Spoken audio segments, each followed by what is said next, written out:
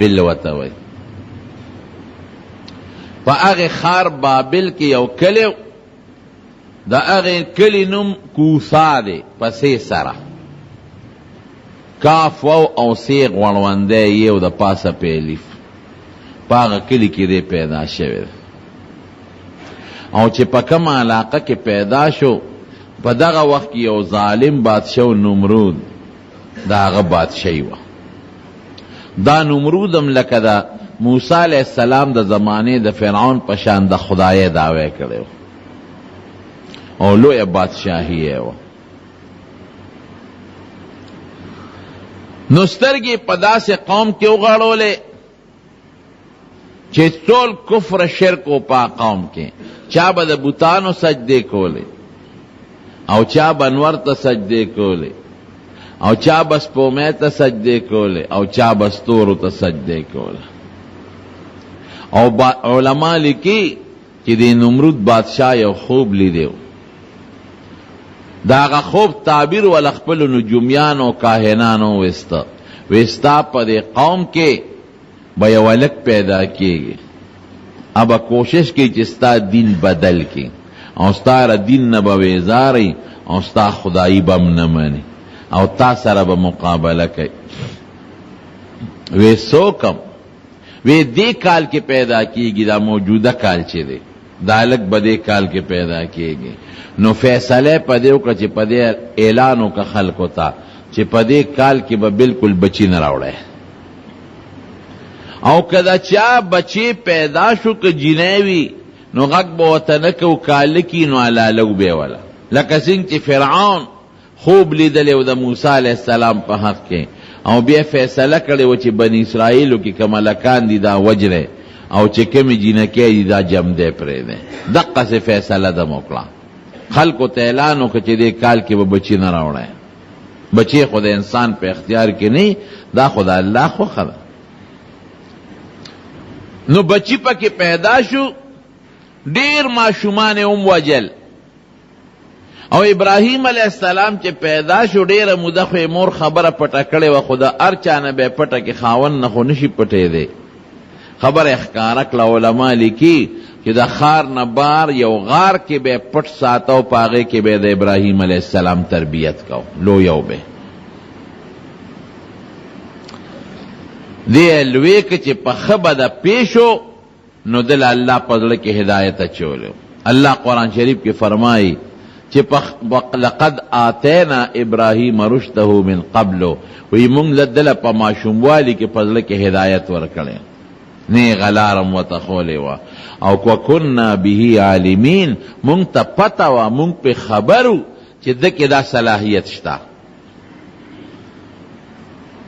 الله یعلم حیث یجعل رسالته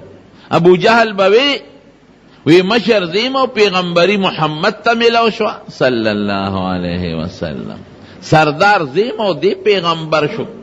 الله فرمائی الله یعلم حیث یجعل رسالته الله وی دا ما ته پته لګي چې کم وجود د پیغمبره قابل دی او کم قابل نه دی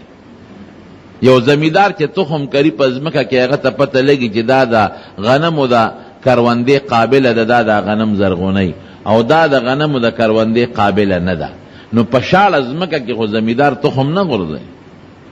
نو الله ته پته ده چې دا وجود د پیغمبره قابل دی او دا د پیغمبره قابل نه دی او دا د اولی نمبر پیغمبره قابل دی او دا د دویمې درجې د پیغمبره قابل دی نو ابراهیم علیه السلام متعلق الله فرمایي چې ماشوموالي کې مولا هدایت ورکړی وکنا به عالمین او مونږ ته پته وه مونږ ته پته وه چې دی د دې خبرې قابل دی چې سترګې غړی سوی اذ قال لأبيه وقومه ما هذه التماثيل التي انتم لها عاکفون وی دا بوتان هم جوړ کړی دي دا د کاڼو مورتې او د کاڼو شکلونه دا څه شی دی چې تاسو د عبادت کوئ دا ولې کوئ هغې ورته وی وجدنا آبانا لها عابدین مونږ پلاران هم دغسې ولیدي دي پلار به هم د دې بوتانو عبادت کوو او نیکونو هم د دې بوتانو عبادت کړی دی او ترونو هم کړی دی نو مونږ ځکه کوو وی تاسو او ستاسو پلاران ټول ګمراهان یې بت ته څوک سجدې کوي تاسو په خپل لاس باندې د کاڼي نه یو شی جوړ کو، دا تاسو له نه فایده در کولی شي نه د نه ضرر خوا کولی شي. د کاڼي بوته ورته رام رام کوي، د دې هندوانو نه قمقل قوم بل نشته. دا ډېر قمقل دی. په خپل لاس به کاڼي اتراشي، په خپل لاس، او شکل به وله جوړ کړي، پوز او غوږونه او سترګې به وله جوړې کړي، او هغې ته به سجدې کوي، د چا نه به زامن غواړي. او څوک یې مقرر کړي چې دا باران والا خدای دی، او څوک یې مقرر کړي چې دا د بیمارۍ لرکولو والا خدای دی، او دا په تجارت کې د ګټې والا خدای دی، او جوړ کړي په خپلو لاسونو دي قمقلو. نو دا بت پرست خلق ډیر قمقل قوم دی، دا بے وقوفان دی. نو ابراہیم علیہ السلام دی تاسو ډیر قمقل قوم یا گمراهان، او تاسو پلاران او نیکونم ډیر قمقل قوم چې هغه ذات چې دا کائنات اسمانونه ځمکې پیدا کړي دي، او ډوډۍ درکې عزت او مرګ او ژوند د چا په لاس کې دی، هم پرېښی دی او د مخلوق عبادت کوي. ستوري وکت چا د ستوري عبادت کو، هلکه ستاسو دا خدای دی، دیتا با سجدی کو. دا سی تپوس غنده پا شکل کی چی ستوری غیب شو، مڑاغا خدایانم سشو، زما خو غیب والا خدایان نخوخیگی، سپومیر او خطا. لکا هازا ربی هازا ربی استفهام دے، دا رب دی سا دیتا خدای وائیں چی سپومیر پریوتوی سشو خدای نور رو خطا. لکا دا جوڑستا سلوی رب دی خان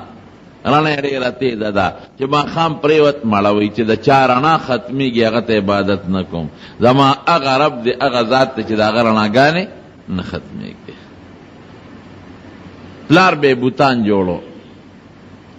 مور نه تپوس وکړه بیبي رب دی څوک دی؟ وی ستا پلار. وی زما د پلار رب څوک دی؟ وی نمرود. وی د نمرود رب څوک دی؟ وی چپ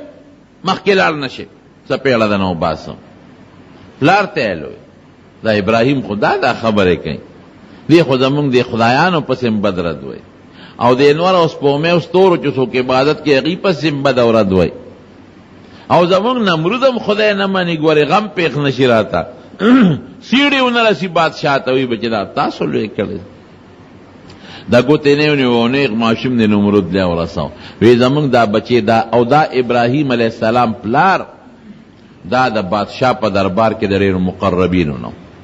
نږدې انسان و د مشورې. وی زما دا بچې داسې ګډې وړې خبرې کوي، یاره ویړه مې غواړي چې وی بادشاه سلامه ستا خوښه ده کیوج دې مړی کړي، هسې نه سبا پې مونږ رو نه نیسې. وی نه ماشوم دې خلک بوی چې ماشومان وجني، پرېږده ځه ټیک بشي، نصیحت ورته کوم. ریوست قرآن شریف کې اللہ تعالیٰ دا پلار نم آزر ذکر کردی، اس قال لأبیه آزر. او نور علماء کرام لکی چه آزر اترو خپل پلار نم تاریخ و تاریخ، او سو کوئی ندا یو شیر تاریخ خپل نم آزر لقب دے. قرآن شریف کې اللہ پلار ذکر کردی، جسو کوئی دے اترو نوی خلق کاکات او ترتم بابا وی. خونا دا سی بواو چی آزر دا پلار لقب و نومی تاریخ. یوزل و تا پلار چی بے بوتان جوڑون، پلار یوازی دا بوتانو عبادت گزارنو، عبادت دا بوتانو ڈانچے بے جوڑون، تماثیل و تاوی اعلا بوت بے جوڑ کا خلقو بداغیر ڈیزینو نبیا تیارو. نو دی بیزان سرکیناو چې دا غبوتانو به ښکلول او د هغې سجدې به یې کولې، دې به یې ځان سره کښېناو چې رده شوق او مینه پیدا شي. نو یو ځل ورته پلار وی راشه که نه بچې دا بوت مې جوړ که د هغې خپله منډی وه د بوتانو د خرڅولو، دا یو څه که نه په منډی کې خرڅ که، ګوره خدای خرڅوي. عجیبه خبره ده، دومره قمقل قوم ده. اوس هم د هندوان په ډېرو پیسو باندې دا بوتان اخلی. نو هغه والا خمدیدار په اعلی کپړو کې او په مالوچو کې نغښتی و، نو د پلار په مخ کې اوچت که په اوږې کې ایښاوده، او چې د کور نه بار وویسته نو په خپه کې وله پړی واچو او ځمکې لی راوبرو او یو څو لتې ته وویستې. ته څنګه خدای او خپکې پړې واچو او بازار کې راخکه او आवाज پیدا کو وی څوک دی چې هغه شی مانه والی چې فایده نه ورکوي او تاوان ورکوي. ګور خلکو را منډه کړې داسې کې خدای دې زمونږ پې پورې پړې تړلې دی ورالی راکاږي روچت پې که ها دا خو دې غټه بیادبي وکړه زمونږ خدای راکاږي. ابراهیم علیه السلام به وی چې دې ما نه ځان نشي خلاصولی چې زه راکاږم او د دې ځمکې نه ځان نشي بچ کولی. ظالمانو تاسو له به څه خیر درکړي. مالک د خیر او د شر هغه ذات دی چې هغه ته د چا وس او د چا لاس او د بچا بدماشي نشي رسېدی. خلکو بیا پلار ته به استاز وی خدا چل کوي. نو د ابراهیم علیه السلام او د پلار جګړه جوړه شوه. چې جګړه جوړه شوې نو پلار ورته وی سم شه او که سم نه شوې نو ګورې پکاڼو به دې ولم سنګسار به دې کم. وی بابا هر څه چې دې کې خو زه تا ته هدایت لاره درته نیغه ښیم او زما دا لاره ومنه د خدای د عذاب نه ګورې ځان بچ که او که زما په لاره لا نړې نو خدای به دله داسې عذاب درکړي چې ګورې دا بې چا علم نه ورکړي. وی زما د کوره وځه وی زه ووتم ستا د کوره او تر هغې پورې به زه د الله په دربار کې تاله دعاګانې کوم د هدایت چې تر څو خدای نه منع کړي. قرآن شریف کې الله فرمای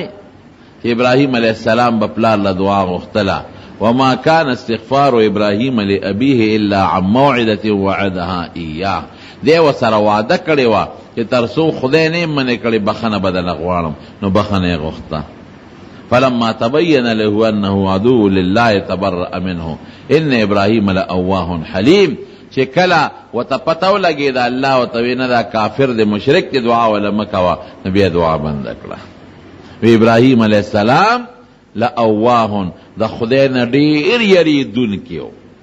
او حلیم ډېر زیات صابر او صبر پکې زیات او په زړه کې د خدای یره ډېره زیات او رولو لویږي او اختلافات زیاتېږي جګړې زیاتېږي او خلکو ته هم پته لګي.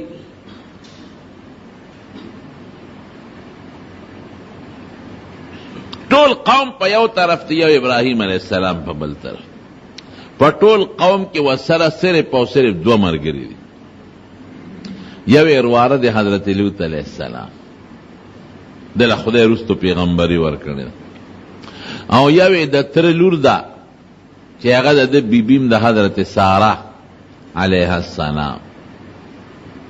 دی بیبي و ساره او بیا پې نکاح او مخکې د تره لور وه. دا دوه کسان د ده برګري و باقي ټوله قبیله قوم مخالف حکومت سرکاری مذهب بت پرستی د خلق د بوتانو عبادت کوي. په چوکونو بوتان لګېدلي دي او په بازارونو کې هم دي او په کورونو کې هم دي او ځای په ځای خلک لګیا یې د بوتانو نه غوښتل کې یو مندرونه دي. ما په تېره جمعه تاسو ته یو خبره کړې وه که یاد مو وي د څه چل جوړ که قوم میلې ته ته ده ورته څه چل جوړ که هغه بوتان یې وله ټول مات کړل. د اعلانونه تېره جمعه مې درته ویلي ها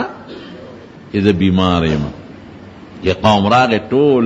بوتان یې ډکرې ډکرې پراتو. نمرود ته خبره ورسېدل هغه راوغوښت دربار ته وی دا زمونږ دا خدایان دی ولې وجلې دي. وی دا خو مشر وجلې چې دا تبرګې د چا په اوږه کې وی ځان دی. خبرې شروع شوې دی چې دربار ته لاول ورته نو دی نیغ ورغی نو د نمرود دربار ته چې به څوک تل سجده به یې لګوله د سجده ونه کړه او ورته وایي دا ما ته سجده ولې ونه کړله د شاهي آدابو خلاف ورزي دې ولې وکړه. وی سجده صرف هغه ذات ته کوم چې هغه د دې کائناتو خالق او رب. وی رب خو زه وی ته خو رب نه زما رب هغه ذات ته چې دا ټول مخلوق پیدا کړی دا ځمکه اسمانونه او ارض پیدا کړی دي. ژوند او مرګ د هغه په اختیار کې دی هغه ته رب وایي. نمرود ورته وایي ژوند او مرګ خو زما په اختیار کې دی. وی ته څنګه ژوند او مرګ کې وی اوس به درته وښیم. اډارې وکوي چې کم سړی د 500 په کوټه کې پروت دی اراولی هغه یې راوسته. وی ګوره دا خمري ګنټه پس د 500 ده دی مړ دی یو ګنټه پس او دا دی ما بری کوي ځکه ورته دله مې جون ورکړ او یو روغ سړی په بازار کې رونیوه وی دی پانسي کې هغه یې مړ کړ وی دغه مې جمدی مړ کړ هغه مړ مې خلاص کړ اوس بې وقوف دی بې وقوف په دې دی چې مړ جمدي کول دې ته نه و چې دا کم دی پانسي که دا را جمدی که ځه ابراهیم علیه السلام ورته وی خطا دا چلو وی ښه زما خدای خو